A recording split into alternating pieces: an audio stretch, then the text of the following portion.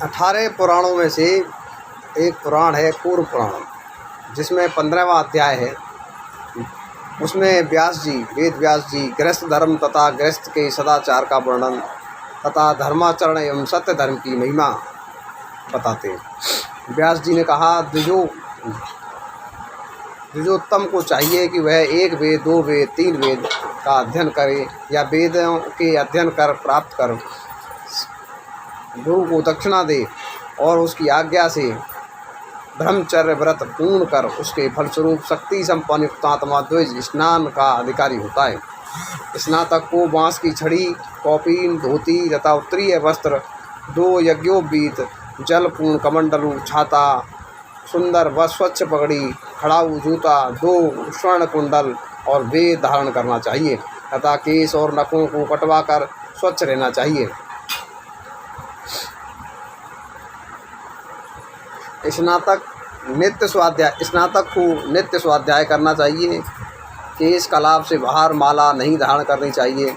सोने की माला को छोड़कर ब्राह्मण को रक्त वर्ण की माला धारण नहीं करनी चाहिए। उसे नित्य सफ़ेद एवं स्वच्छ वस्त्र धारण करना चाहिए तथा सुगंधित द्रव्य इत्र आदि धारण कर सदा सुगंध युक्त एवं सुवेश से प्रिय दर्शन होना चाहिए। धन रहने पर पुराना और मैला वस्त्र धारण नहीं करना चाहिए। उद्वेग जनित अधिक लाल और दूसरों द्वारा प्रयोग किया हुआ वस्त्र, कमंडल, जूता, माला तथा खड़ाऊ नहीं धारण करना चाहिए। इसी प्रकार उसे दूसरे द्वारा यज्ञोपवीत अलंकार, कोष और कृष्ण रंग चर्म को धारण नहीं करना चाहिए। अपसभ्य नहीं रहना चाहिए। उसे विकृत कटे फटे वस्त्रों को धारण नहीं करना चाहिए।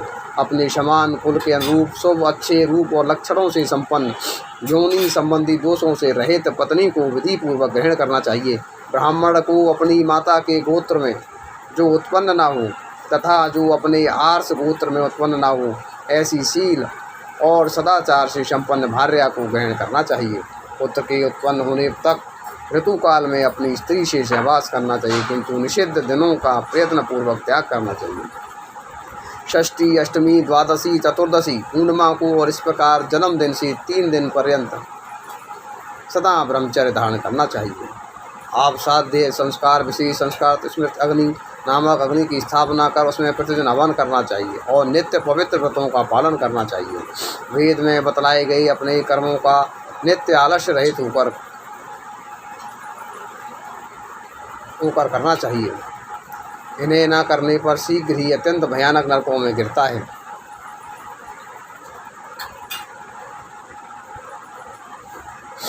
प्रयत्न पूर्वक वेदों का अभ्यास करे, महायज्ञों का परित्याग न करे, अपने ग्रह सूत्रों में प्रतिपादित कर्मों को करे और संध्योपासन कर्म करे, अपने समान अथवा श्रेष्ठ व्यक्ति से मित्रता करे, ईश्वर की आराधना करे, देवताओं की भी पूजा करे और अपनी भार्या का भली भांति पोषण करे। विद्वान व्यक्ति को चाहिए कि धर्म का वर्णन न करे और न अपने द्वारा किए गए पाप को ही छिपाए। आत्म कल्याण का प्रयत्न करे और सदैव सभी प्राणियों पर दया करे। अपनी अवस्था, कर्म, संपत्ति, ज्ञान और कुल के अनुसार सदा वेश धारण करे तथा संयत वाणी और बुद्धि से यथोचित आचरण करते हुए लौकिक व्यवहार का निर्वाह करे। वेदों तथा धर्मशास्त्रों में जो कहा गया हो और जो सत्पुरुषों से भली भांति अनुष्ठित हो, उसी सदाचार का पालन करना चाहिए। इसके अतिरिक्त कभी भी दूसरे आचार का पालन नहीं करना चाहिए। यदि शास्त्रों से अपने मार्ग का निर्धारण करने में किसी कारण असमर्थता हो, तो जिस मार्ग से माता पिता गए हों और पिता में आदि ने जिस मार्ग का अवलंबन किया हो, उसी मार्ग का स्वयं भी अनुसरण करना चाहिए। यही सज्जनों का मार्ग है। इस मार्ग का अवलंबन करने वाले का पतन नहीं होता। नित्य स्वाध्याय परायण रहे, नित्य यज्ञों भी धारण कर किए रहे, सत्य बोलने वाला एवं क्रोध पर विजय प्राप्त करने वाला ब्रह्म स्वरूप हो जाता है। नित्य स्नान और संध्या करने वाला ब्रह्म यज्ञ परायण रहने वाला असूया रहित मृदु तथा जितेंद्रिय गृहस्थ परलोक में अभ्युदय प्राप्त करता है। राग, भय और क्रोध से रहित, लोभ एवं मोह से शून्य, गायत्री के जप में तत्पर रहने वाला और श्राद्ध करने वाला गृहस्थ मुक्त हो जाता है।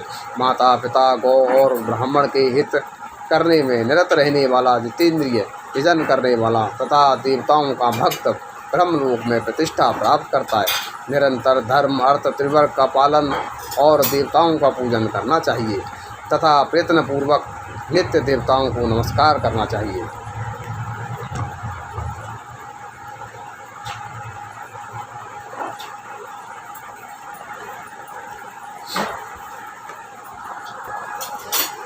अपनी संपत्ति का शास्त्रानुसार यथायोग सदा विवाह करने वाला क्षमावान दया युक्त व्यक्ति ही गृहस्थ कहलाता है। केवल घर में रहने से कोई गृहस्थ नहीं कहलाता। क्षमा, दया, विशिष्ट ज्ञान, लौकिक एवं शास्त्रीय ज्ञान, सत्य, दम, सम और अध्यात्म ज्ञान में निरत होना, यह ब्राह्मण का लक्षण है। यथाशक्ति विहित कर्मों को करते हुए निंदित कर्मों का परित्याग करना चाहिए।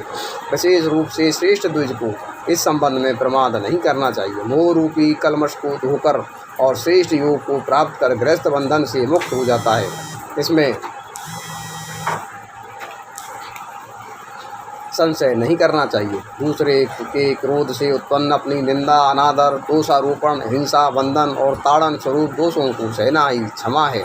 सौहार्द अवश्य अपने दुख के समान ही दूसरों के दुख में उनके प्रति करुणा भाव को मुनियों ने दया इस नाम से कहा है। यह धर्म का साक्षात साधन है।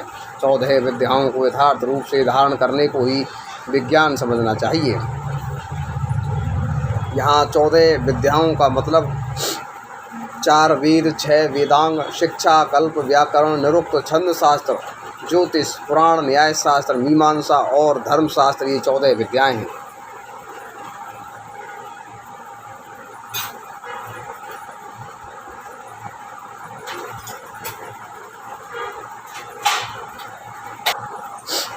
यथार्थ रूप से धारण करने को ही विज्ञान समझना चाहिए।